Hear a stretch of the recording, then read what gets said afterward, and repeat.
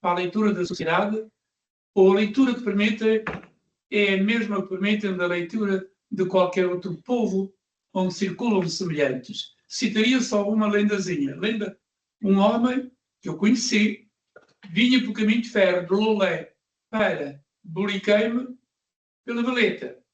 E de repente vê um cabrito. Ficou tão contente. Pega no cabrito, põe ao pescoço e diz: mas que belo para eu comer com meu pai. E de repente às orelhas soa-lhe a voz dizendo: quem te diz que o teu pai tem dentes para mim? Ai, que o homem apanhou um, a gente chama, perdoa, que caiço. Atira com o cabrito e corre até Boliqueiro, chegou escalfado a casa.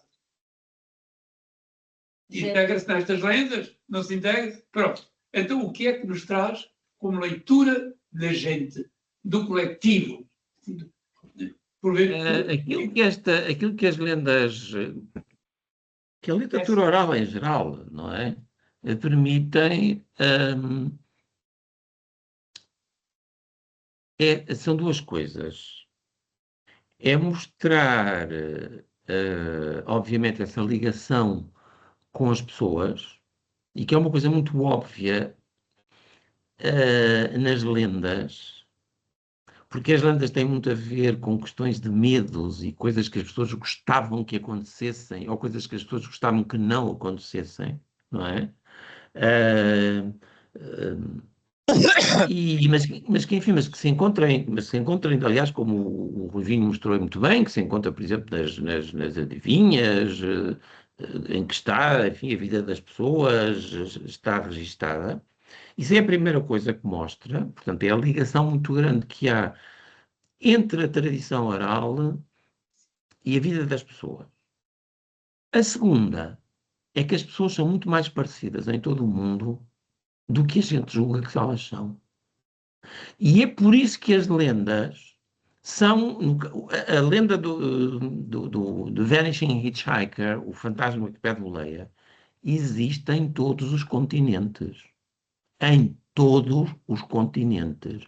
Eu conheço versões da Mongólia, versões da Oceânia, versões da África, versões de todos os países da Europa, da maioria dos países da América, e que provavelmente não conheço, haverá em todos os países, ou que, enfim, eu não conheço, porque pronto, por limitações bibliográficas, e isto mostra, por exemplo, neste caso do fantasma que pede boleia, mostra uma crença nos fantasmas, que é uma crença universal, e que provavelmente tem a ver com uma dos terrores básicos do ser humano, que é a morte.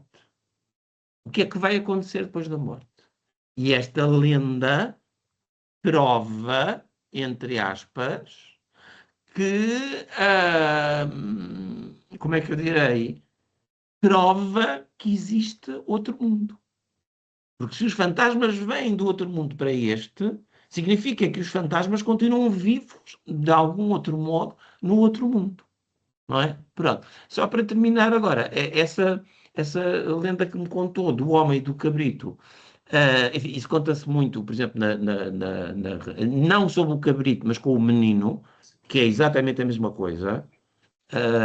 Em Olhão, o menino dos olhos grandes é isso, essa ideia de alguém que parece, como é que se diz, vulnerável, e que uma pessoa, um adulto, que normalmente é um homem, que é para mostrar maior, digamos, mais invulnerabilidade, pega na criança para ajudar, ou pega no cabritinho perdido no campo para o ajudar, a criança ou o cabrito começam a pesar, e depois fazem uma coisa qualquer, como é falar, ou dizerem qualquer coisa, ou rirem, ou qualquer coisa que não é própria de um cabrito, ou no caso de uma criança, começar a pesar tanto, que os homens, que normalmente nas versões em Olhão eram pescadores, portanto homens fortes, não é? São obrigados a deixar a criança no chão. E a criança depois, ou o cabrito, ou isso, faz qualquer coisa que mostra que era um ser demoníaco, não é? Versões exatamente disto existem, por exemplo, em França. Existem, provavelmente noutros países, agora não tenho certeza, mas em França existem, de certeza, não é? O que mostra que este medo do sobrenatural e de que o sobrenatural possa estar aqui ao nosso lado e a gente não sabe, e que o sobrenatural e o perigo possa estar por detrás de algo tão aparentemente tão puro e tão simples e tão sem perigos, como é um cabritinho, ou uma ovelhinha, ou uma criança, não é? Isto pronto,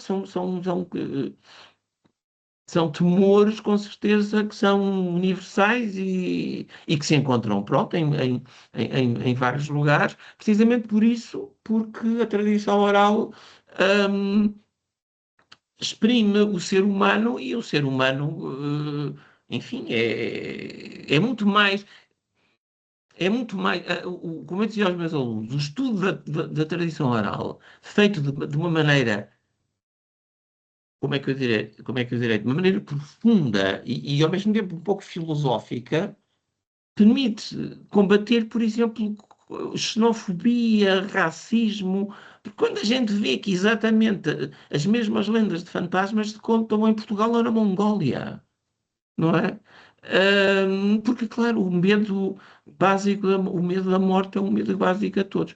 Mas essa ideia de que a tradição oral é uma coisa, aquilo que eu ouvi na minha aldeia é uma coisa que é muito típica da minha aldeia, isso é uma das coisas mais generalizadas, enfim, como sabe, não é? É uma das coisas mais generalizadas entre as pessoas, digamos, que não conhecem destas coisas, que não estudaram estas coisas e que estão convencidas aquela lenda que eu aprendi com a minha avó, isso era uma coisa lá da aldeia dela, não é? E isso é uma coisa que começa, digamos, a ser desmontada com autores. Já os irmãos Grimm chamam a atenção nas notas das lendas, que, por exemplo, há certas coisas que eles contam e que e que aparecem, sei lá, em mitos gregos, não é?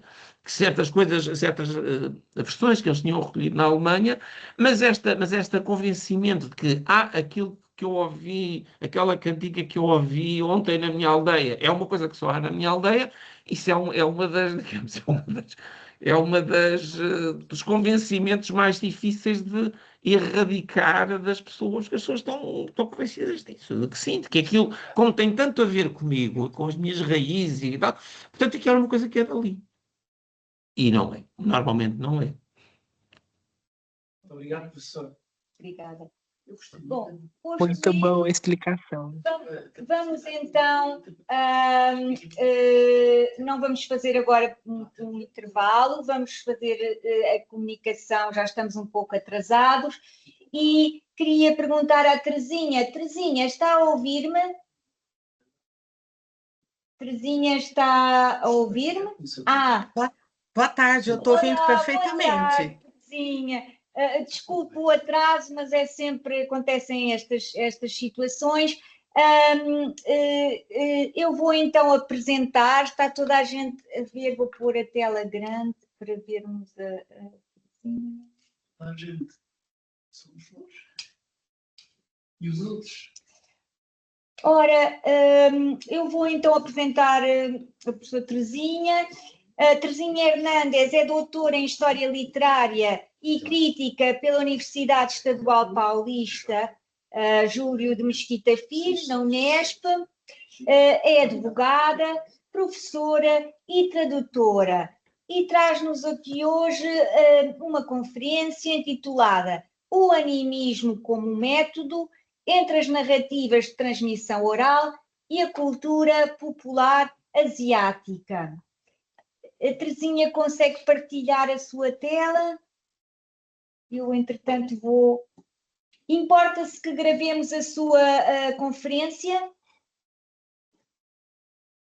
Pode gravar, não tem problema nenhum. Agora estamos a vê-la muito bem. Vou gravar então. Vocês estão me ouvindo bem? Estamos a ouvir muito bem. Sim, eu estou ouvindo bem. Tá bom. Então, eu vou começar. a minha orientadora, professora Karen Volobuev, também. Antes de tudo, eu gostaria de agradecer ao Centro de Estudos Rataí de Oliveira, na pessoa do seu coordenador, o professor Paulo Correia, e as organizadoras do evento, as professoras Adriana, Alexandra e Lucília, né, pelo convite e pela oportunidade de estar aqui mais uma vez no evento Vozes da Primavera.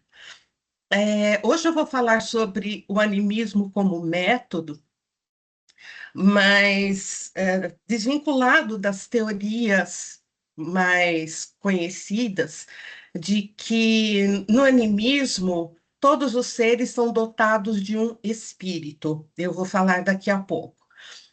E dentre as narrativas orais, né, eu vou falar basicamente de narrativas indígenas, mas não só do Brasil, né, de outras partes do mundo, e a influência do animismo na cultura popular asiática, mesmo nos dias de hoje, né? O animismo, da forma como eu vou transmitir hoje, vou procurar transmitir, ele ainda se faz presente no shintoísmo, no Japão, no xamanismo coreano e nas diversas manifestações culturais da China. Em termos de método de estudo de narrativas orais, né? Existe um método chamado de filogenético que é tomado da biologia. O método filogenético na biologia, ele busca encontrar um ancestral comum, né? Então, com base nas classificações existentes, reino, filo, classe, ordem, família, gênero, espécie, dados moleculares, genéticos e tudo mais, eles tentam reconstruir a história evolutiva, mas chegando a um ancestral comum. E é aí que nós vamos ver que, por exemplo, ursos, canídeos diversos e guaxinins tiveram um ancestral comum, e depois houve as derivações. Esse método filogenético aplicado à literatura faz um cruzamento de dados entre arqueologia, antropologia, dados linguísticos, é uma perspectiva multidisciplinar, também para reconstruir a evolução e a provável, já vou dizer isso, a provável antiguidade de contos populares, né? E a filogenética na literatura utiliza o conceito de conto-tipo. Então, é necessário que a narrativa tenha uma determinada estrutura, com certos elementos essenciais, né? E é preciso que esses elementos se repitam, pelo menos a maior parte deles, né? Eu trabalho com um esquema diferente.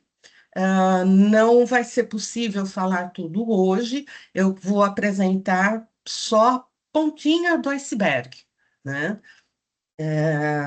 Para ficar mais simples de entender. Então, por exemplo, o método filogenético aplicado à literatura. O exemplo dado, quando se explica o método filogenético, é do ferreiro que derrotou o diabo, né? Então, o que se pesquisa geograficamente, onde há jazidas de ferro, antropologicamente, historicamente, rotas de comércio de ferro, quando surgiu a profissão de ferreiro e assim por diante, né? Então, foi possível chegar a uma versão do ferreiro que derrota o diabo, né? Até 5.000 anos antes do presente, né? Agora, o ferreiro, né, ele pode ser simplesmente um homem humano, é isso que eu vou tentar apresentar hoje. Ele é um homem humano, e o diabo é um homem não humano. Se nós ampliarmos essa ideia, saindo do conto-tipo, para um homem humano que derrota um homem não humano, nós vamos ter, por exemplo, na Escandinávia, as histórias do Askeladden, que é o borralheiro, o garoto das cinzas, né? Que derrota um ogro, que é um homem não humano. Então, nós podemos ampliar o eixo temático para os nossos estudos, né, e trabalhar com uma quantidade maior de narrativas. O que eu vou utilizar hoje, né, em termos de migrações humanas, nós vamos ver que as narrativas não brotam do além, né? Muitos dos colegas já demonstraram isso, não só no ciclo agora, Vozes da Primavera de 2026, mas em edições anteriores, né? As narrativas viajam com os seres humanos, né? Os seres humanos, eles eram nômades, eles viajavam muito, não só seguindo rebanhos de renas e tudo mais. Então, nas migrações de povoamento das Américas, nós vamos ver uma rota, né, da Ásia, passando pela Sibéria, aqui em cima no Estreito de Bering, entrando pelo Alasca, e depois seguindo de norte a sul, né? Mas existem outras correntes, de que dessa região do leste asiático também partiram migrações, né, passando pela Oceania, principalmente aqui pela Polinésia, né? E aqui uma flechinha lilás, né, demonstra uma teoria de migração via navegação de cabotagem. E isso foi antes da entrada pelo Estreito de Bering nas Américas, das populações que povoaram as Américas, né? Então, a ideia corrente, a teoria mais comumente aceita, é de que há cerca de 15 mil anos antes do presente, as populações passaram pelo Estreito de Bering. Porém, há mais de 20 mil anos, nessa linha aqui, lilás, foi feito o povoamento por navegação de cabotagem, seguindo a costa. E aqui há uma série de ilhas entre a Ásia e a América do Norte pelo Pacífico. Então, falando diretamente agora do animismo, né, eu parti da teoria do Alfred Irving Hallowell, que estudou extensamente o povo Ojibwe, da América do Norte, entre os Estados Unidos e o Canadá, mais ou menos na região dos Grandes Lagos. Essa teoria, né, esse estudo amplo, extenso do Hallowell sobre o povo Ojibwe, demonstra que no animismo todos os seres, vivos ou não, né, mas todos aqueles capazes de se manifestar, eles são pessoas. Dessas pessoas, apenas uma parcela se compõe de humanos. E isso a partir do pensamento desse povo indígena. Existem outros estudos, né? Por exemplo, da brasileira Tânia Stolze Lima, que escreveu um livro chamado Um Peixe Olhou para Mim, lindo livro. A Queda do Céu, do antropólogo francês Russell Bell, né? É, que ouviu durante anos e anotou todo o pensamento de um pajé, seria um tipo de xamã, né? Chamado Davi Copenaua. Davi Copenaua Yanomami, né? O Copenaua é um subgrupo dentro do grupo Yanomami, né? Chamado A Queda do Céu. Maravilhoso livro. E aqui à direita, um livro de uma autora Ainu, que é um povo indígena do Japão, na região de Hokkaido, né? Com cantos que supostamente foram ensinados para o povo Ainu pelos Kamui. Kamui, para o Ainu, Kami, no japonês, se traduz como Deus. Então, seriam os deuses. Porém, dentro da perspectiva animista, e como nós vamos ver com histórias, com dados culturais do povo Ainu,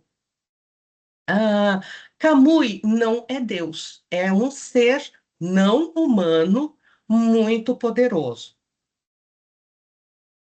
E há outras obras com cantos indígenas, cantos de criação que a gente poderia ver, mas não, são muitas obras, é impossível colocar todas aqui. Mas a partir das pesquisas de Hallowell, o animismo, primeiro, ele não é uma religião, né? É uma visão de mundo. E essa visão de mundo é positiva e igualitária. Não existe uma hierarquia como nas religiões, nós vamos ver daqui a pouco. Também não é como se poderia pensar, e como aparece em outras teorias sobre o animismo, perdão, não é um estágio primitivo que antecede as religiões chamadas de organizadas, como nós conhecemos hoje.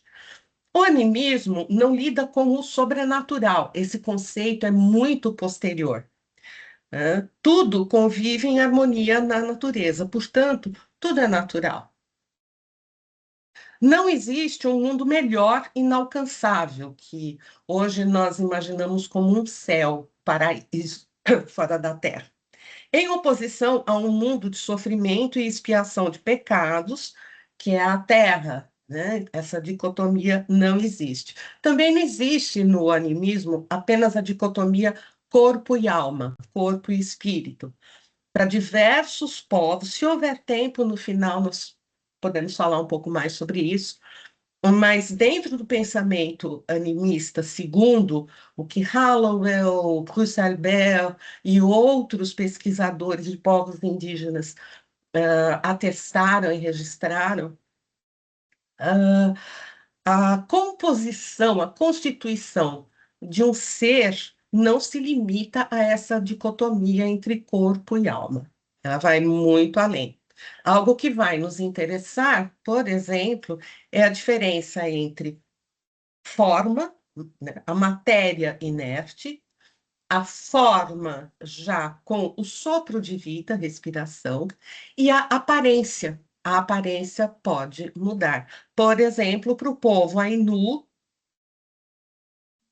né, nesse livro que eu voltei aqui, coloquei de volta na tela, né, são pessoas humanas, a coruja, o camui coruja, o camui urso, o camui montanha, as donzelas do acônito, Acônitum napellus, que é venenoso, né? Mas são donzelas do acônito. Para transitarem no mundo humano, eles têm uma armadura corpórea. O corpo que nós vemos é uma armadura que esses outros seres usam para transitar pelo mundo humano.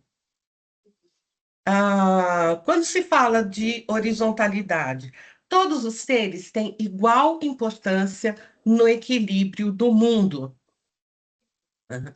E não há uma hierarquia, né? Isso seria a verticalidade das religiões, espelhando a organização dos assentamentos, humanos, né? Quando os humanos se tornam sedentários, vão criando as primeiras cidades, etc. Então, existe um governante, o espelho dele é o Deus acima de tudo, ou um panteão de deuses. Surge uma camada intermediária, que seriam os sacerdotes, os xamãs, os intérpretes da natureza, né, nas palavras do André Gide. E na base, as pessoas. E, acima de tudo, nas religiões, ao contrário do animismo, nas religiões, o Deus ou os deuses, né, que já não fazem parte deste mundo, eles precisam ser apaziguados ou é preciso agradar, é preciso obedecer a eles e agradar, né? Se isso não ocorrer, vai haver punições. Então, é uma submissão pelo medo ou pela ameaça. Por que que o animismo não é uma religião? Nas religiões, como o próprio nome diz, né, a origem é o latim religare, significa ligar novamente. Implica que algo foi desligado, separado, desconectado. No animismo, tudo está absolutamente conectado, numa relação de interdependência, devendo, portanto, ser preservado um equilíbrio harmonioso. Por isso, entre diversos povos indígenas, todos eles, na verdade, um dos principais tabus é caçar, pescar ou colher mais do que o necessário para matar a fome. Esse é um dos principais tabus, para não gerar um desequilíbrio, né, extinguindo espécies, por exemplo.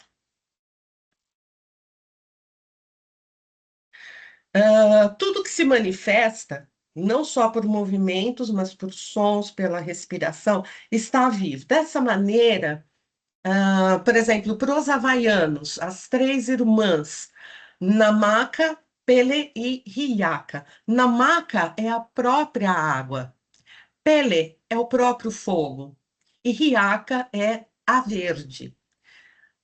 Namaka, a água, e Pele, né, que é o fogo, tem ataques de fúria, né? E nesses ataques de fúria, porque as duas vivem brigando, elas podem ser muito destrutivas. Então, a terceira irmã, que é Riaka, a verde, ela conserta, ela reconstrói e revive tudo que as outras duas irmãs, Namaka, água, e Pele, fogo, destruíram. Então, a chuva se manifesta, o vento, o farfalhar das folhas nas árvores, pedras que rolam, né? Tudo isso está vivo, né? E são pessoas. Tem forma humana, mas a aparência pode mudar, né? Conforme os animais, as árvores, né? Que nós vamos ver daqui a pouquinho. E usando o primeiro verso de uma canção chamada Amor de Índio, tudo que move é sagrado. Então, não é só aquilo que se move, é aquilo que pode mover alguma coisa. É por isso que em narrativas de fundo oral, ninguém estranha os animais falantes, seja, por exemplo, em fábulas, né, na interação dos animais entre si, ou em outras narrativas populares em que os animais interagem com os seres humanos. Aqui é o burro falante e o gato de botas, eu peguei do desenho animado Shrek. Ninguém estranha que haja essa comunicação, muitas vezes a colaboração. Falando de árvores, né? Se nós pensarmos nas dríades, amadríades da cultura grega, né? São as próprias árvores, né? E aqui nós temos a vovó Willow, do filme de animação Pocahontas. Historicamente, a história de Pocahontas é trágica, não é nenhum conto de fadas como parece no desenho. Mas existe essa interação com os outros seres vivos. Mesmo o guaxinim que acompanha Pocahontas, ele é mostrado como dotado de pensamento, ainda que ele não use palavras humanas. Eu não vou colocar o vídeo, para não tomar muito tempo, mas aqui são pedras vivas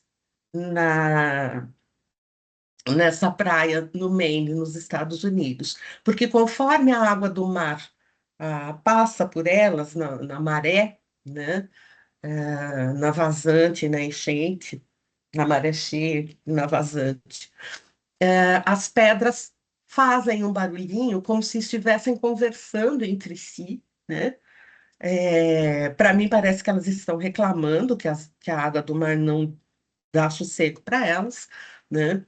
Mas elas são consideradas como pedras cantantes. Um dos exemplos mais bonitos do pensamento animista está no filme Derfusa lá, do Akira Kurosawa. É um filme russo-japonês de 1975. O De Souza, lá na primeira aparição que faz no filme, ele diz para os soldados russos: eu sou gente homem, eu sou um homem humano, né? Depois ele explica para o capitão que o Sol é uma pessoa importante, a Lua também. O Der Souza lá, ele conversa com o fogo, né? Tanto que uma hora ele tira da fogueira alguns galhos, né? E fala para o fogo: você está falando muito alto. E um dos soldados fica amuado, achando que é com ele, mas o Der Souza lá está falando com o fogo. Ele vai consertar uma cabana, dizendo que é preciso deixar comida lá para as outras pessoas que costumam usar a cabana. E os soldados riem dele, e dizem: essa cabana está destruída, é visível que não passa ninguém aqui há muito tempo. E aí o De Souza lá, ele mostra é, é, pegadas de animais, penas de aves, e ele diz: essas pessoas vêm aqui, então é importante deixar comida para essas pessoas. São pessoas não humanas. Ah, os rios também são pessoas. Entre China, Japão e Coreia, os rios, lagos, os corpos de água, eles são dragões, né? Inclusive nas histórias do Rei Macaco, né? Sun Wukong, Son Goku, né? Do mangá e do anime Esferas do Dragão, né? Dragon Ball. Nas histórias do Rei Macaco, ele rouba o bastão do Rei Dragão do Mar do Leste, né? E aqui eu mostro algumas imagens do filme de animação A Viagem de Chihiro, do estúdio Ghibli, né? Para nós é Ghibli, mas os japoneses pronunciam Ghibli. Em A Viagem de Chihiro, Haku não se lembra do próprio nome, né? Graças à menina Chihiro, é que ele se lembra de que ele é um rio e é um dragão. Então, ele é o rio, o próprio rio Kohaku. Nós encontramos na internet como sendo espírito do rio Kohaku, mas é o próprio rio, né? Que tem a aparência de água, de rio, mas é uma pessoa, ainda que seja uma pessoa não humana. Outro desenho de animação do estúdio Ghibli é Mononoke Hime, que é a Princesa Mononoke. Muita gente pensa que Mononoke é o nome dela, mas não é. Mononoke é o nome que se dá a espíritos misteriosos, forças invisíveis ou entidades capazes de fazer as pessoas adoecerem ou capazes de assombrar o mundo humano, né? Existe a definição de que Mononoke é um espírito raivoso, vingativo, ressentido. Mas esses espíritos ressentidos podem ter nomes próprios. Por exemplo, uma mulher que foi morta de forma violenta e injusta, ela se torna uma Onryo, né? Então, existem outros espíritos, né, ressentidos. Mononoke, na verdade, seria um nome mais ou menos genérico para aquilo que nós vemos como seres sobrenaturais.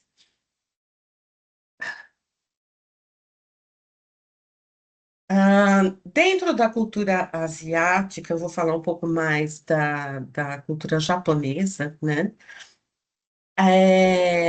Os objetos podem ganhar vida, né? Eles podem adquirir a energia, a essência de quem os fabricou.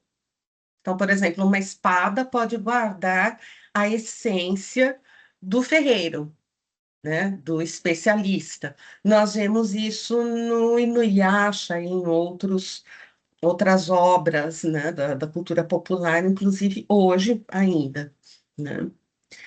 Também podem ganhar vida a partir da energia de quem usa esses objetos por muito tempo.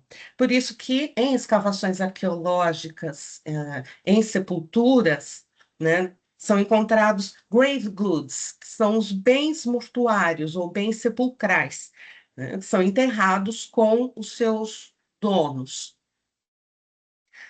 Instrumentos de trabalho que são usados por muito tempo, espadas, instrumentos musicais, eles podem ganhar vida por serem utilizados durante muito tempo. Por isso, eles eram enterrados com os seus antigos donos.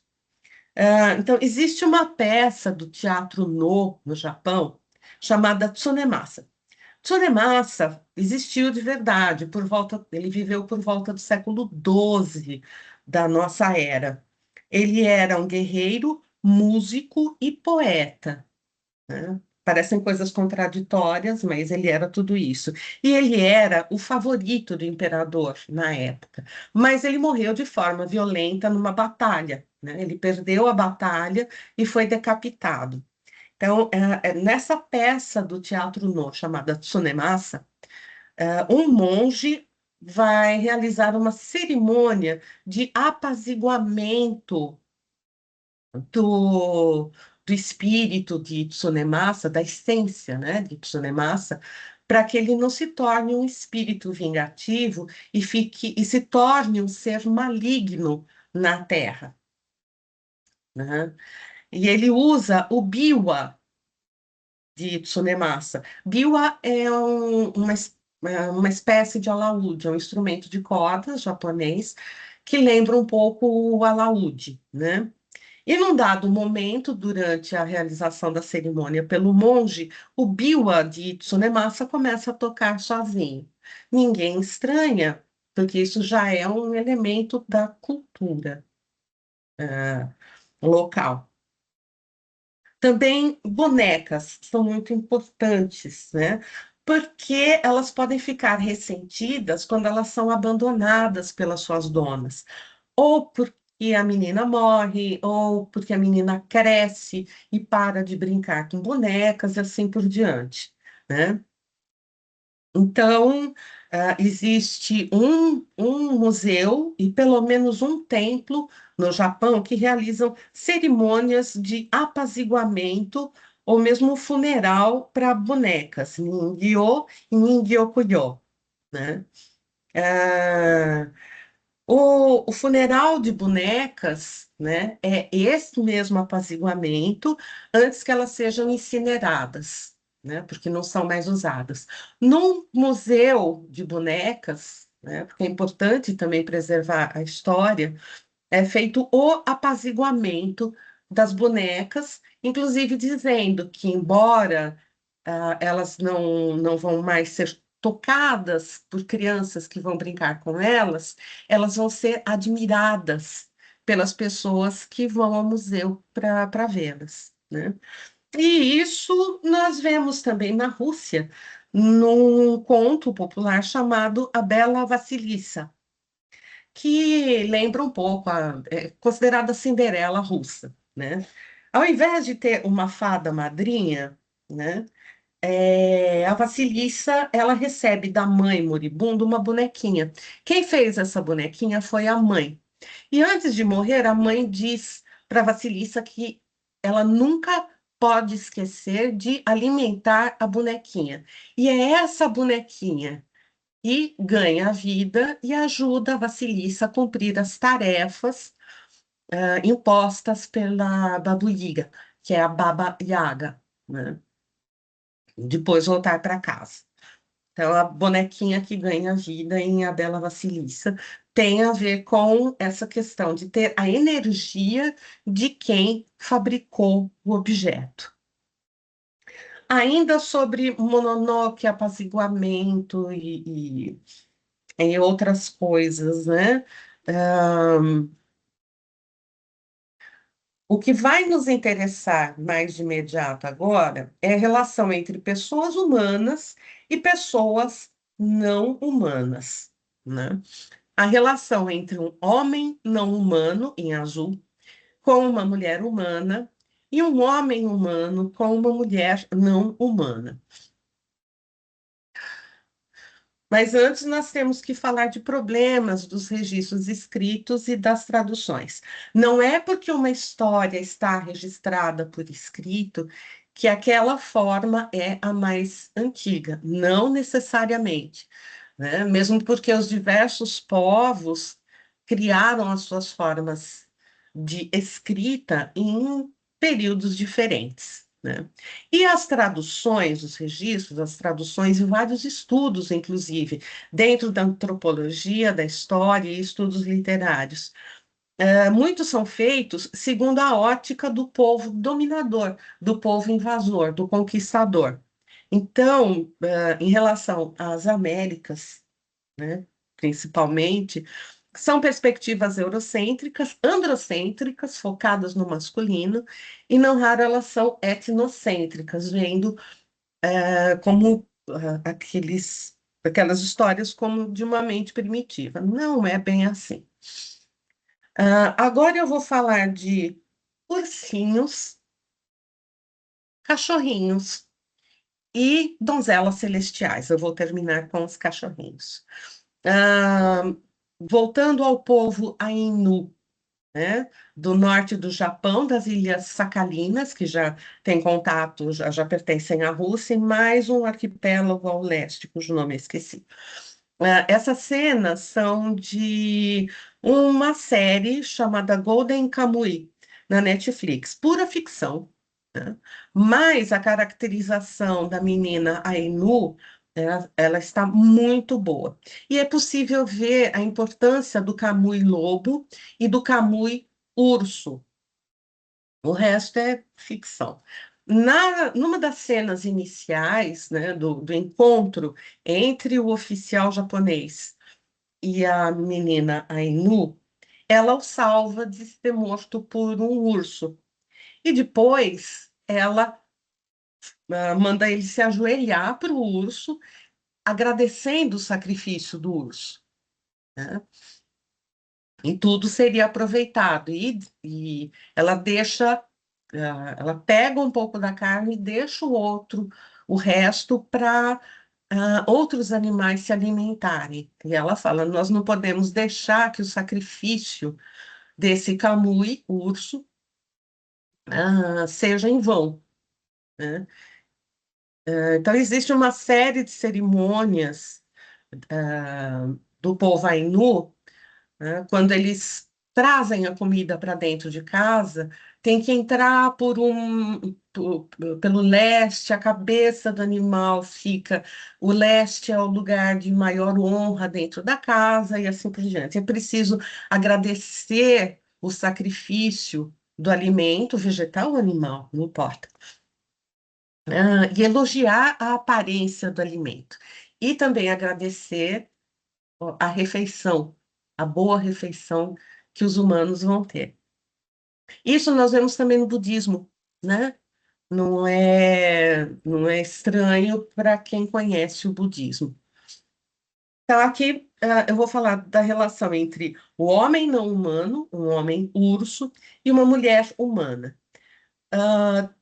Na cultura Ainu, era realizada uma cerimônia do urso, em que se chamavam as donzelas do acônito, elas eram homenageadas, porque seria feito um veneno para paralisar o urso, né?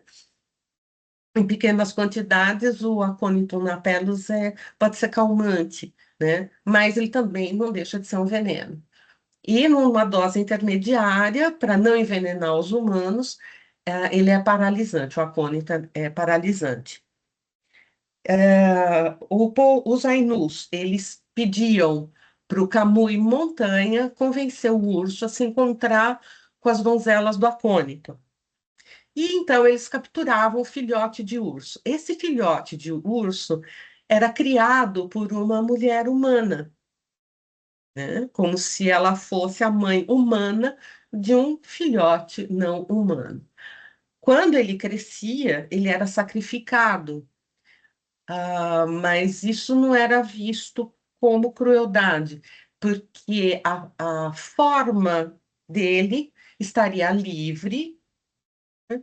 E ele voltaria para o seu território, né? Nem todos os territórios são visíveis para nós humanos, né? Por isso que as pessoas não humanas usam uma armadura física, né? Então, os Ainus, eles ficam com a armadura física, o corpo do Kamui, enquanto a forma do Kamui está livre.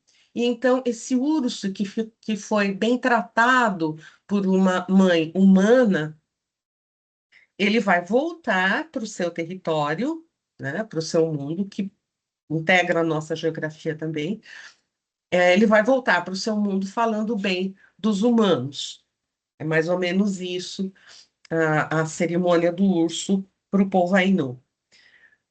Porém, nós encontramos, né, a relação entre uma mulher humana e um urso também nos Andes, né? O cuco ou o kumari, que é o urso de óculos. Existem ursos nos Andes. E o urso de óculos, ele é extremamente importante para a manutenção da saúde das florestas nubladas, né, que conservam os mananciais de água que vão abastecer as populações no sopé das montanhas, nas cidades, né? Na história de Ukuko, uma moça indígena se perdeu procurando comida e ela ia morrer quando ela encontrou um homem peludo, um homem urso. Os povos indígenas têm pouco ou nenhum pelo corporal. E esse homem peludo, que era um homem urso, ofereceu para ela. Ele disse: eu te levo para minha caverna, eu te alimento, eu sou um excelente caçador, eu te protejo, porque eu sou muito forte, e você vai estar ao abrigo do frio. Em troca, você cuida de mim, né? Você limpa a caverna e cuida de mim. E ela aceitou, então ela não foi sequestrada por um urso, né? Ela aceitou o convite. Enfim, e depois eles tiveram um filho, meio humano, meio urso, e aí já é outra história. Nós temos também essa história na Rússia, Masha e o urso, que não é bem o que nós vemos no desenho animado, que muita gente talvez conheça, né? Em que uma garotinha se perdeu na floresta e foi levada para casa por um urso, e ela tinha que cuidar da casa do urso. É a mesma história, só que com o tempo e com a cristianização, com vários outros fatores, né, as histórias vão se modificando. Mas a relação entre a mulher humana e um homem urso, um homem não humano, é a mesma história. E nós vemos isso também num conto norueguês chamado Urso Branco, Rei Valemon, né, em que a filha caçula, a irmã caçula de três, ela segue um urso branco. E aqui nós já vemos a ideia do encantado. Enquanto para outros povos o homem não humano é um encantado, um príncipe encantado, ou um homem que sofreu um encantamento, um feitiço, né? Dentro do animismo, simplesmente é uma pessoa não humana. Mas aqui nós já vemos o urso branco como um príncipe encantado, vítima de um feitiço.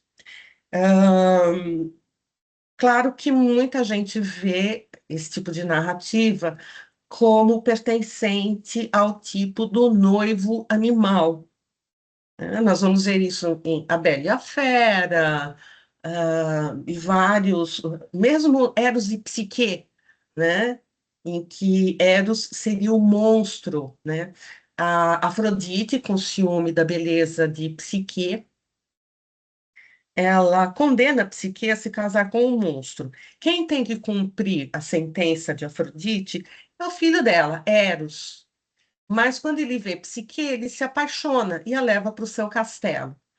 Mesma história.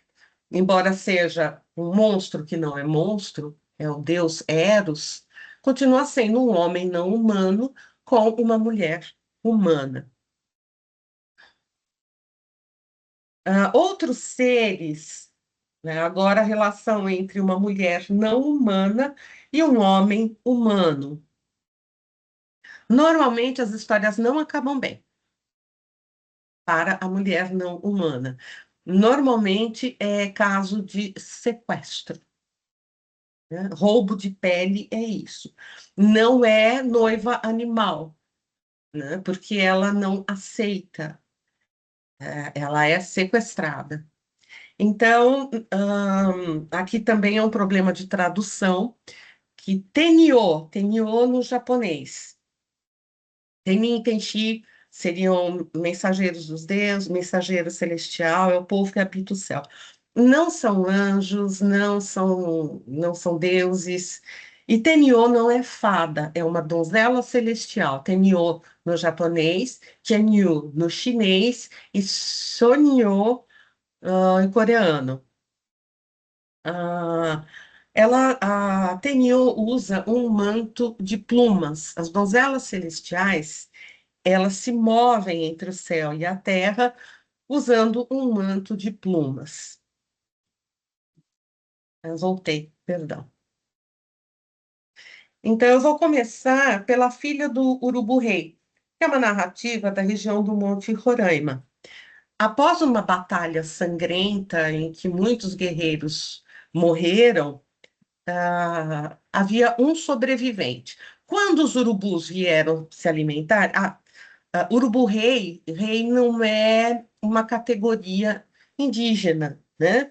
Rei, príncipe, princesa, esse tipo de aproximação não cabe muito bem para narrativas indígenas, né? Porque são palavras vindas dos colonizadores, invasores, os povos que vencem e dominam outros, né?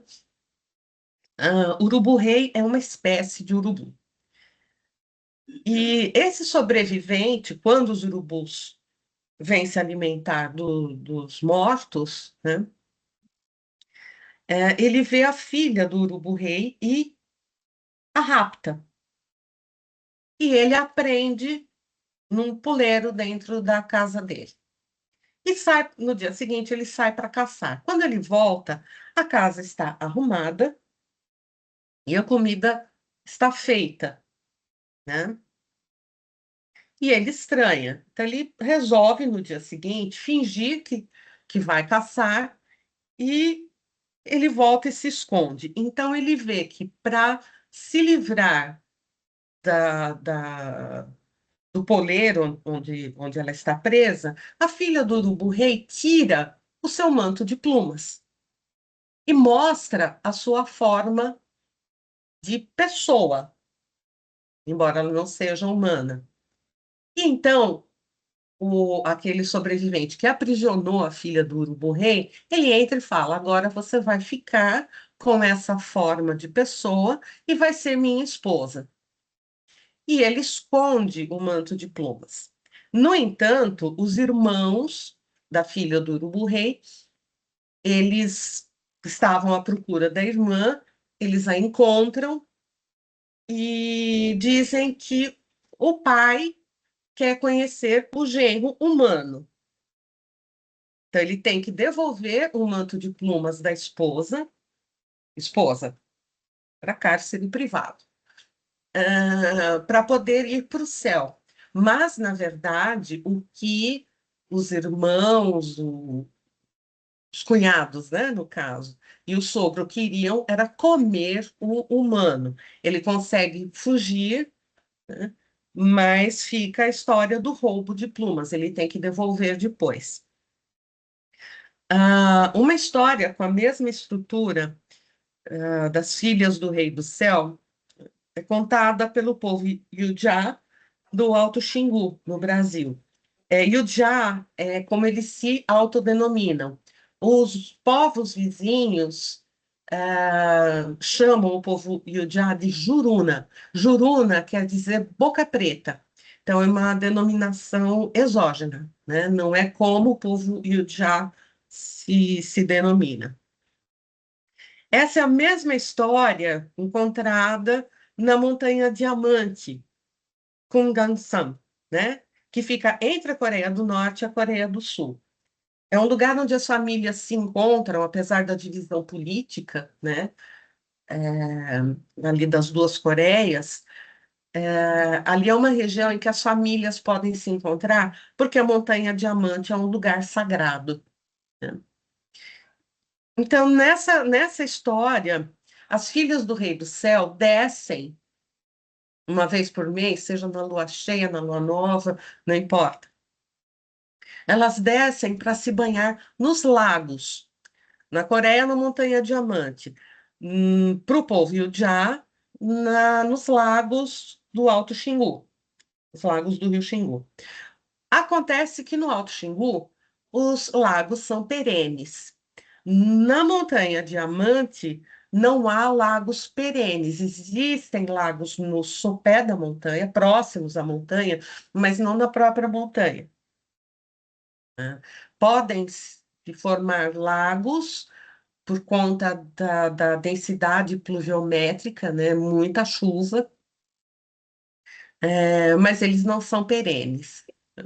Um homem humano rouba o manto de plumas da filha caçula, a filha do urubu-rei, as filhas do rei do céu, né? A montanha diamante. Ele rouba o manto de plumas da filha caçula do rei do céu, pode ser o imperador de Jade. E ela é obrigada a ficar com ele na casa dele.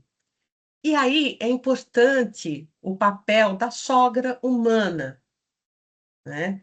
Que quer que a filha, que a nora não humana, faça todos os serviços domésticos, maltrata os netos e tudo mais. E isso causa a revolta do Rei do Céu, que corta o contato com o mundo humano, né?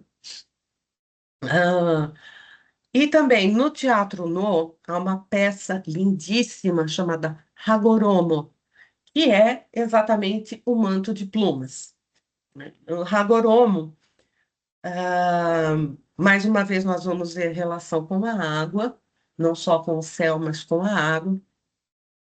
Um pescador sai de manhã para pescar e encontra na praia um manto de plumas lindíssimo, é uma preciosidade.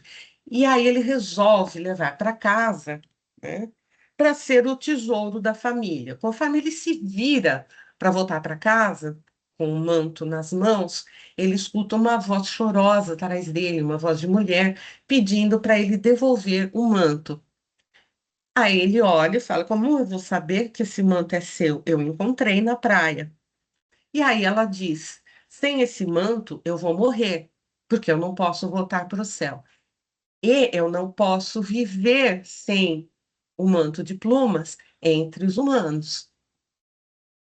Que é mais ou menos aquela ideia Ainu de que os seres, as pessoas não humanas, usam uma couraça, né, uma armadura corpórea, né, para andar no mundo dos humanos. E aí ele diz: não, isso aqui eu vou levar para minha casa, vai ser o tesouro da minha família. Eu sou muito pobre, finalmente eu vou ter alguma coisa de valor. Aí ela diz: mas eu vou morrer, eu preciso que você devolva o meu manto. E aí ele diz: então, vamos fazer o seguinte: você me mostra como é a dança que se faz entre o povo celestial. E aí eu devolvo o seu manto. E ela diz: mas para fazer a dança do povo celestial, eu preciso do meu manto de plumas. E então ele diz o pescador: como eu vou saber se a hora que eu devolver o manto você não vai sair voando sem me mostrar a dança? E ela responde isso numa peça já, uma versão já muito literarizada, muito elaborada do ponto de vista estilístico, a linguagem e tudo mais. E ela diz: o povo celestial não mente. A mentira é coisa dos humanos. Então o pescador, envergonhado, devolve o manto de plumas da Tenyo e ela sai dançando, né, subindo até desaparecer nas névoas do Monte Fuji, de novo uma montanha, né? Então existem muitos pontos em comum nessas histórias. Mas o roubo de peles né, em que a mulher não humana é vítima de sequestro, né? Ela não tem escolha. É, também acontece com o roubo da pele de foca da Selkie, né, das ilhas ao norte da Grã-Bretanha, Ilhas Orkney, por ali, né?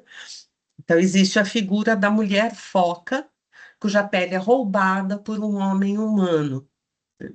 Então, é diferente porque se rouba a identidade da mulher, porque os homens humanos querem que elas se transformem em mulheres humanas, né? E ali não é o lugar delas, elas querem voltar para casa. Então, é diferente do noivo animal, né? Que trata bem a mulher humana.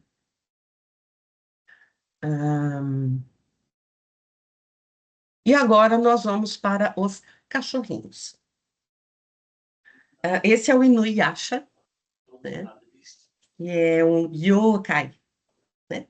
O yokai, como nós dizemos aqui no Brasil, não é um demônio, tá?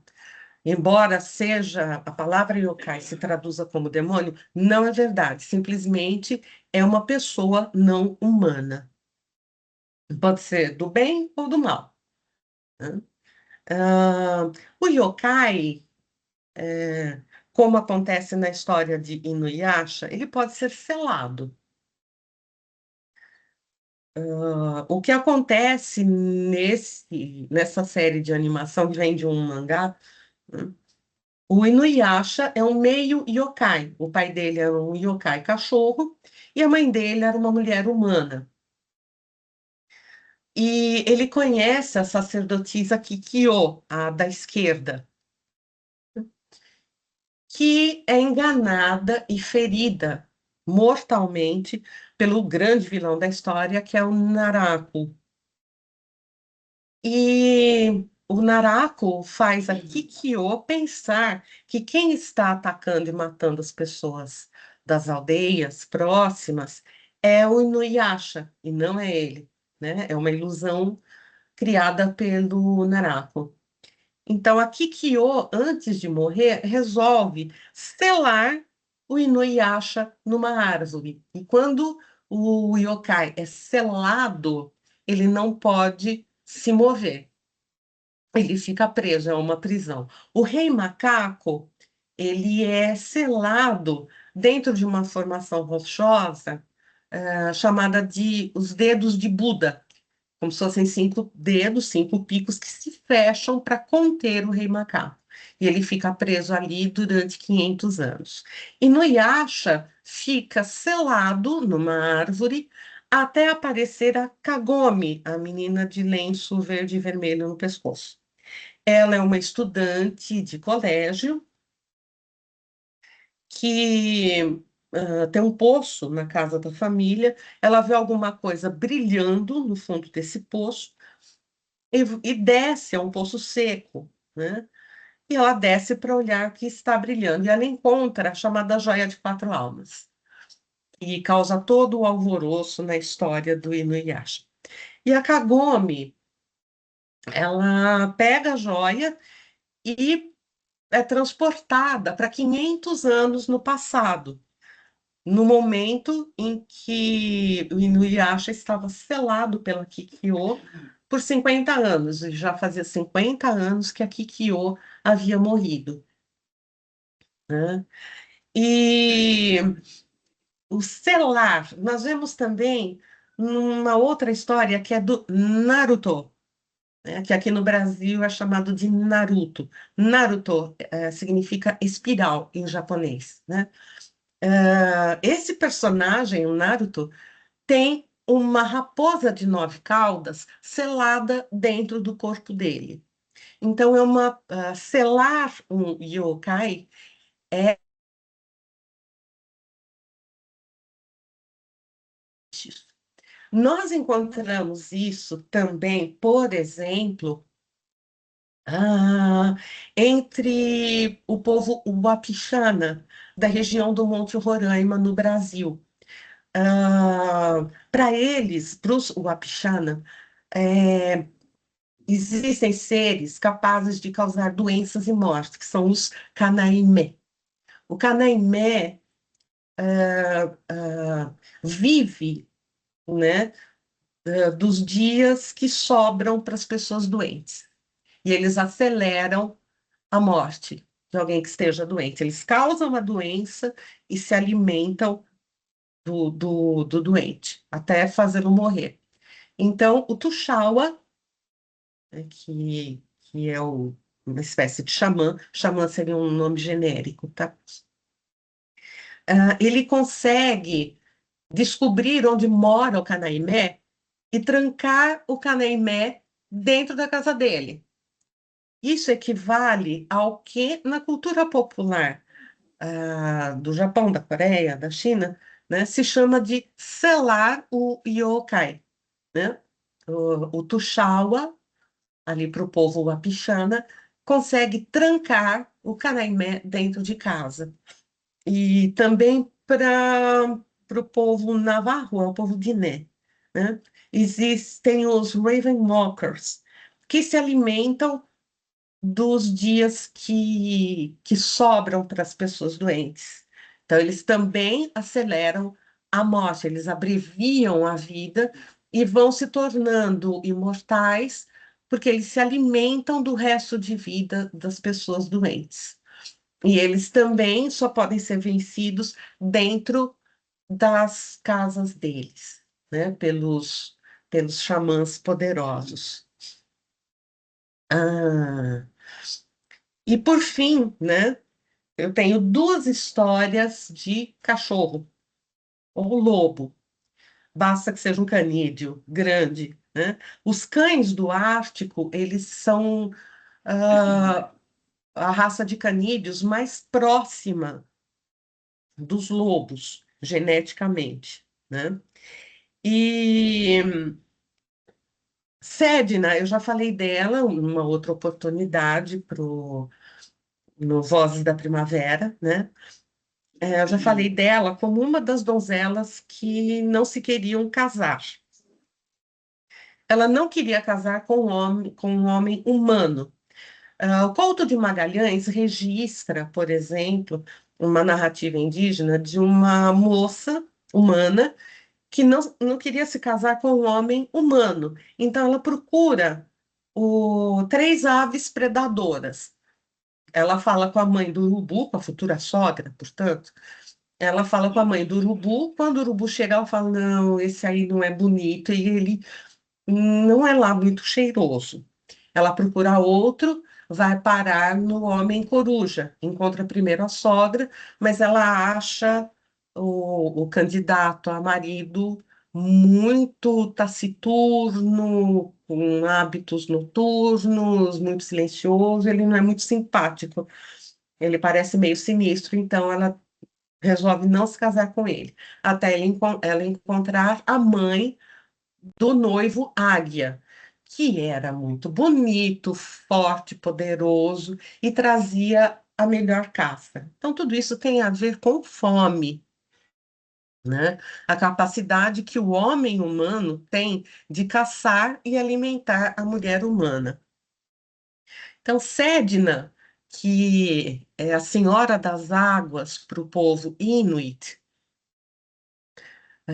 do extremo norte das Américas, né? Ali na região do Círculo Polar Ártico, entre o Alasca, todo o extremo norte da América, até a Groenlândia, né? A Sedna não quer um noivo humano e ela resolve ir embora no seu caiaque com um homem cachorro. Os pretendentes rejeitados, que são caçadores, eles perseguem Sedna e seu marido cachorro e eles cortam os dedos de Sedna. E ela afunda, por isso ela se torna a Senhora das Águas. Assim como o marido cachorro também, ele é caçado e morto. No extremo oposto das Américas, no extremo sul, na Patagônia, na Isla Grande, existe um povo chamado Iagã, que tem a mesma história.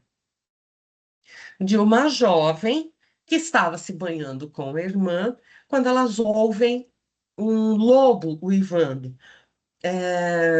O que nós chamamos de lobo nas Américas são espécies endêmicas de canídeos que não são lobos, né?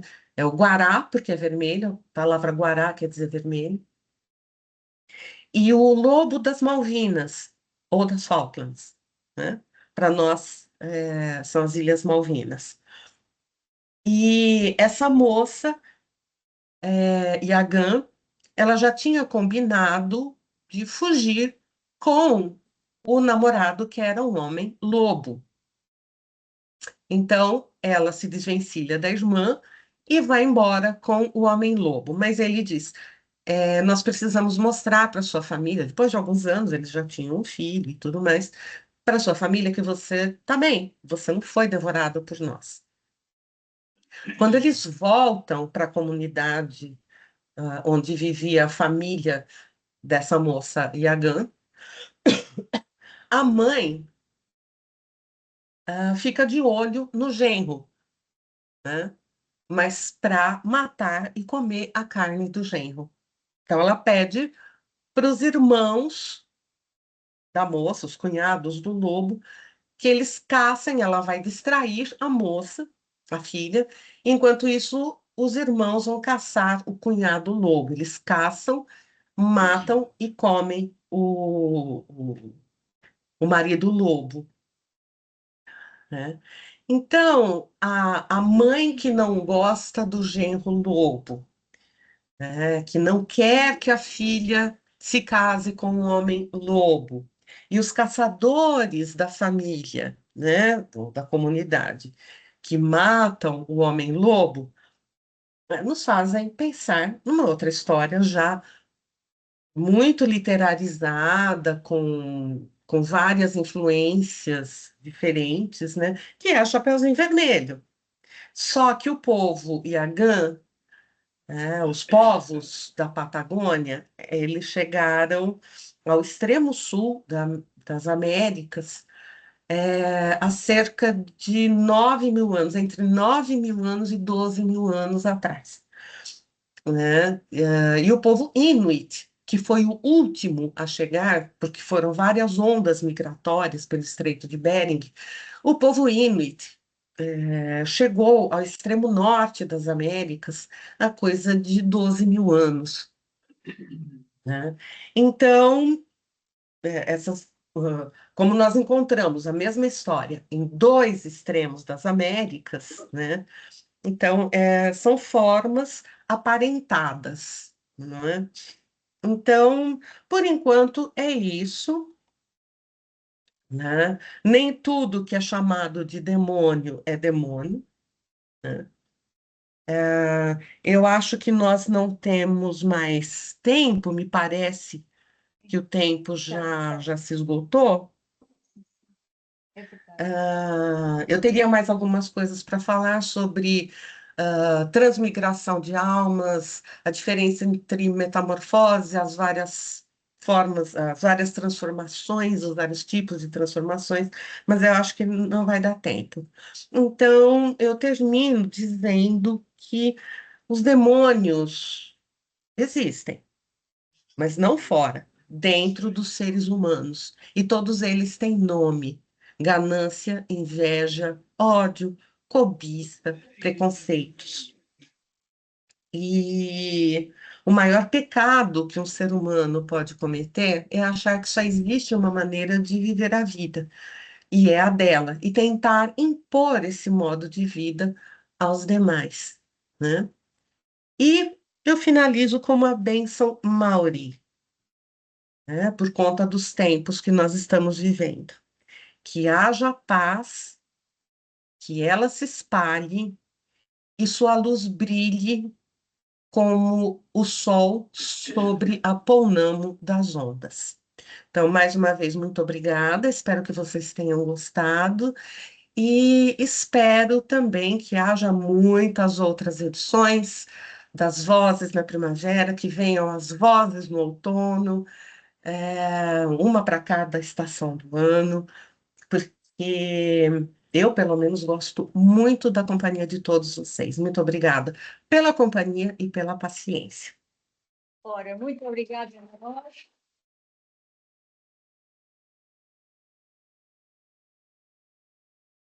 Ora, eu não sei os colegas, se alguém quer colocar alguma questão.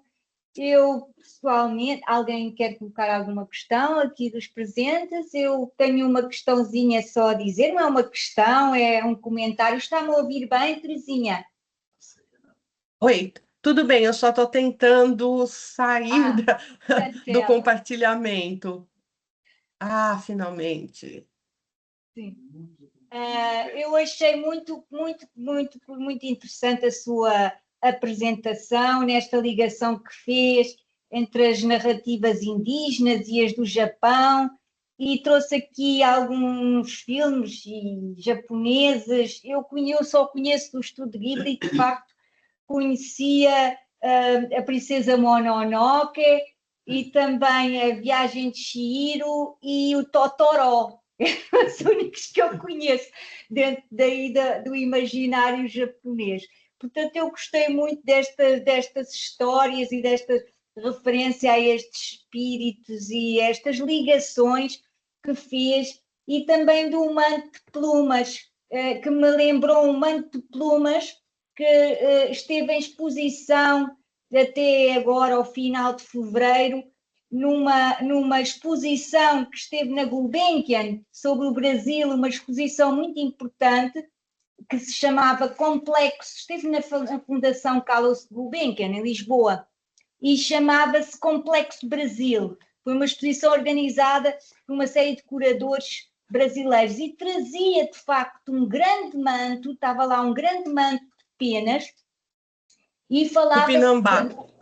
Exato. É o manto sagrado Tupinambá. O manto sagrado do Pinambá. Achei muito interessante todas estas ligações que fez e entre povos tão distantes. Não sei se alguém quer colocar mais alguma questão, o professor José Joaquim, a professora Karen, também estamos quase já, a biblioteca tem de fechar, não tarda.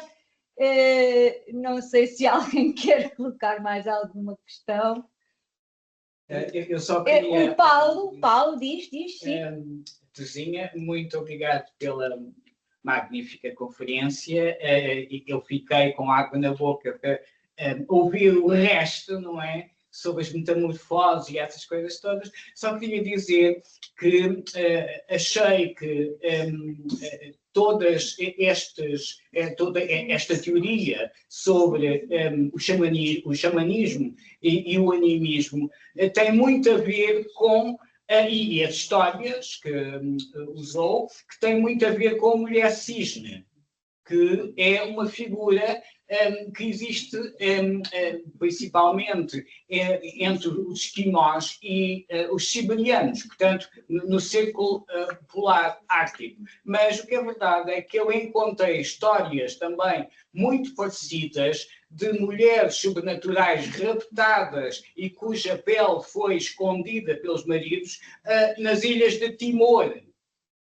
Na ilha de Timor, portanto, que foi colonizada pelos portugueses. Mas são histórias indígenas que se contam lá. Eu curvo-me perante a sapiência de que pude participar, mercê da sua conferência. Curvo-me perante um mundo que me é alheio. Nunca me debrucei sobre o mundo animista, mas vale a pena, porque a gente aprende o outro lado das coisas. Muito obrigado. Eu tive que limitar as narrativas, né? Porque seria só 1 hora de exposição, né? Para não abusar demais da paciência, né, das pessoas. Então, eu tive que limitar muito as narrativas, mas o roubo de peles existe em inúmeros lugares, né?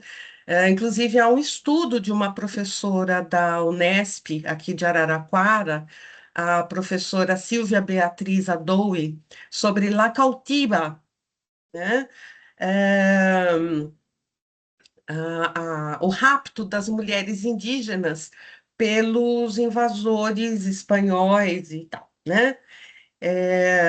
Então, existem várias obras literárias que falam sobre isso, e ela gentilmente me forneceu como material de pesquisa, esse é o relatório da pesquisa dela, né? Ela é professora de literatura hispano-americana no curso de espanhol da Unesp aqui de Araraquara, né? Se alguém mais se interessar pela cultura Iodiá, além do livro Um Peixe Olhou para Mim, da Tânia Stolze Lima, tem um livro muito bonito da professora Cristina Martins Fargetti, do Departamento de Linguística, também da Unesp aqui de Araraquara, sobre a cultura material Iodiá. E ela é estudiosa, é a especialidade dela, ela é estudiosa da língua juruna, né, que significa boca preta, porque os Juruna, eles tatuavam a boca de preto. Coincidentemente, as mulheres Ainu também tatuavam a boca de preto. Agora, principalmente as mulheres de vários povos indígenas ao redor do mundo, elas estão retomando a própria identidade por meio da tatuagem. Por exemplo, entre os Inuit, né, falando ali do Círculo Polar Ártico, né, eles não são esquimós nem samoiedas para o lado da Ásia, né, ali, Sibéria e tudo mais. Porque essas expressões são ofensivas, é mais ou menos como comedor de carne crua, né? Então, os do extremo norte das Américas são Inuit, fica mais fácil hoje para qualquer pesquisa, né, buscar por essas denominações. Por exemplo, a Nova Zelândia voltou a ter um nome anterior que era Aotearoa. Então, a gente pode ficar meio perdido aí com a nomenclatura, né? Tem histórias, pensando aí do roubo de peles também, e outras narrativas da Iacútia, né? Que é mais para o norte ali da Sibéria, né? Então, o animismo, ele ainda é anterior ao xamanismo, né? Porque o xamã, ele já é um intermediário, embora ele não tenha ele é mais um guia, né? Alguém que presta orientação do que um líder que ordena coisas, né? O poder dele é como intérprete da natureza. Tem coisas muito bonitas e eu agradeço demais a paciência de vocês e é uma pena que seja só dê para falar um pouquinho, tem muitas histórias. Eu acho que a gente deixa para outra oportunidade. Temos aqui a professora Karin em linha, que quer também dar uma palavra. Faz favor, professora Karin. Boa tarde a todos. Eu realmente quero parabenizar todos os que falaram hoje. 3 conferências incríveis, muitos dados, muitas informações. Eu aprendi muitíssimo hoje.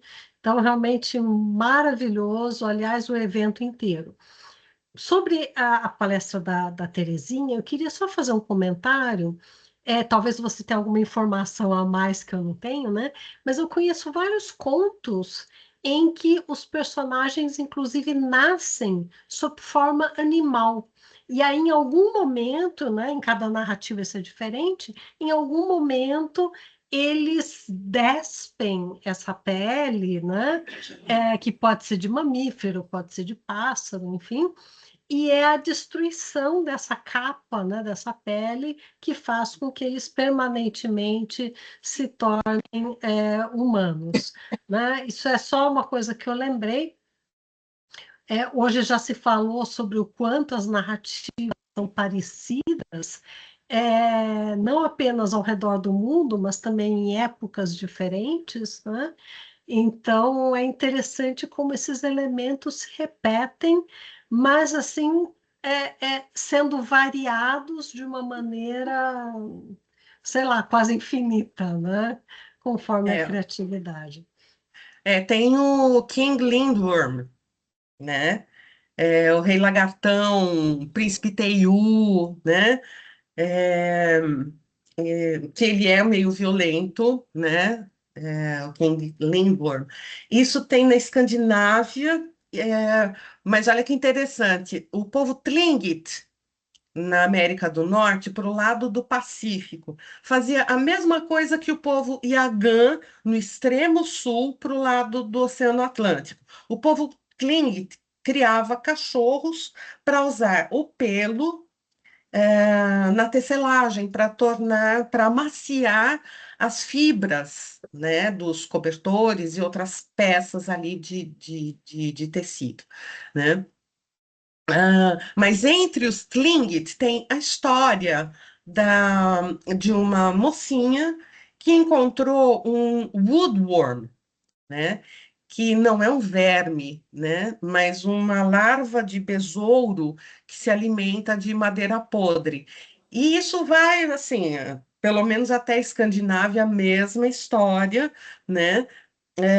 E eu encontrei, eu esqueci agora o nome da cidade, podia ter posto nos slides, né?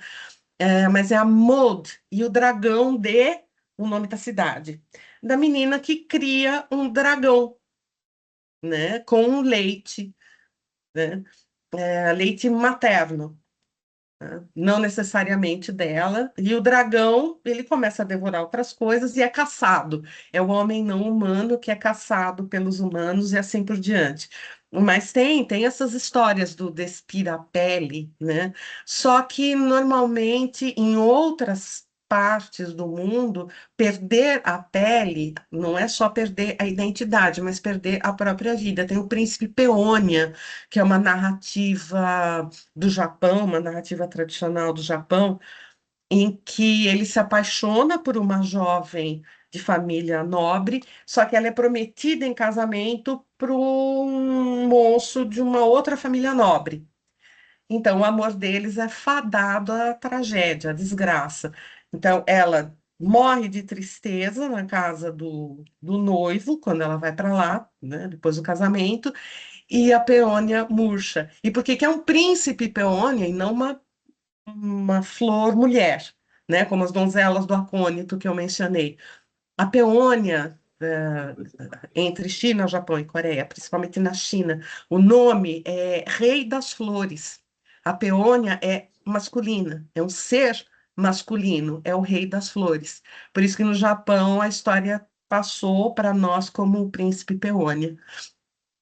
É isso. Mas tem cada coisa, assim, Entretanto, divertidíssima. temos aqui também o professor José Joaquim. Uma vez aqui em pessoa. Está a dizer o professor Ruivinho Brazão que temos de ouvir aqui em pessoa. Um dia tem que vir aqui à universidade falar nas vozes da primavera. Entretanto, temos aqui o professor Dias Marques que também quer colocar uma questão ou um comentário. Não é uma questão, perdão, não é uma questão nenhuma. Duas coisas. Uma que é como disse, penso que o Paulo, que ficámos todos com muita vontade de conhecer o resto daquilo que a Teresinha teria para nos dizer hoje. Aquela parte dos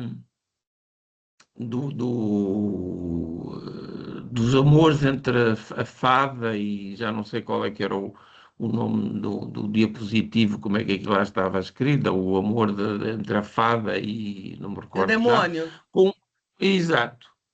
E que eu sei, enfim, privadamente, por conversas que nós temos tido, que a Teresinha é um poço de conhecimento sobre tudo o que tem a ver com doramas, que eu nem sequer sabia o que era doramas, portanto, séries japonesas, chinesas, coreanas.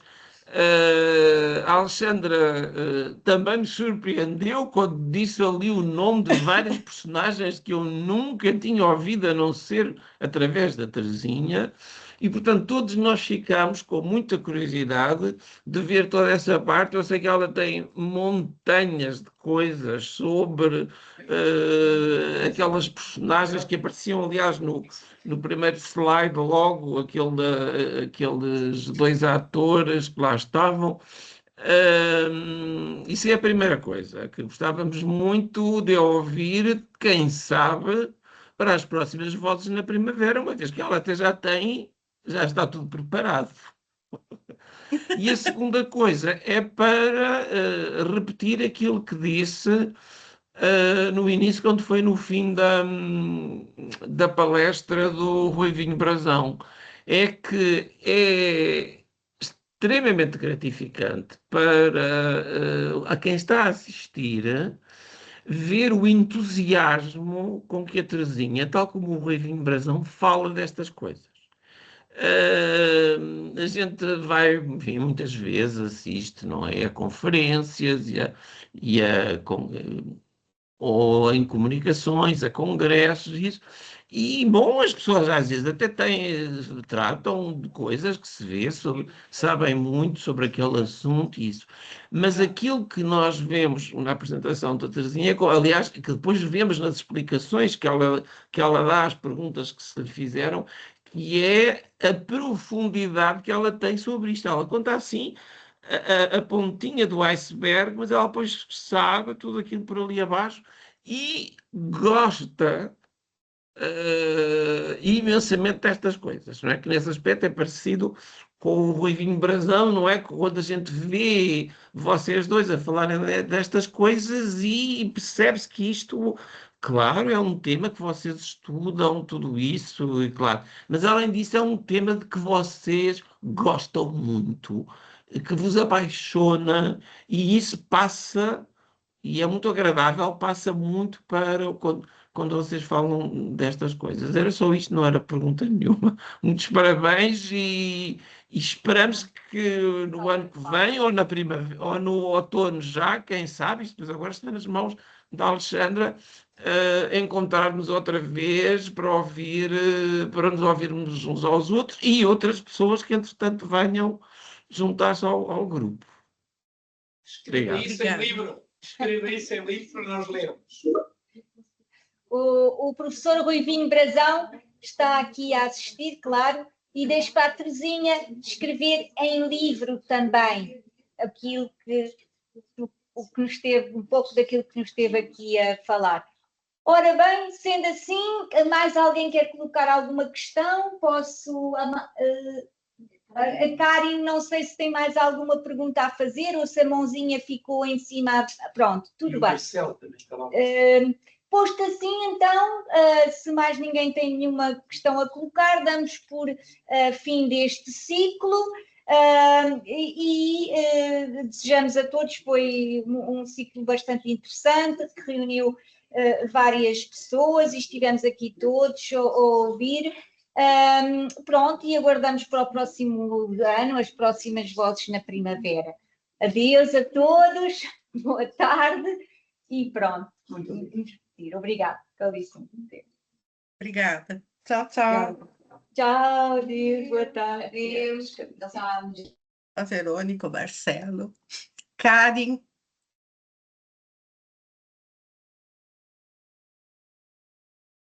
Parabéns, viu, Terezinha?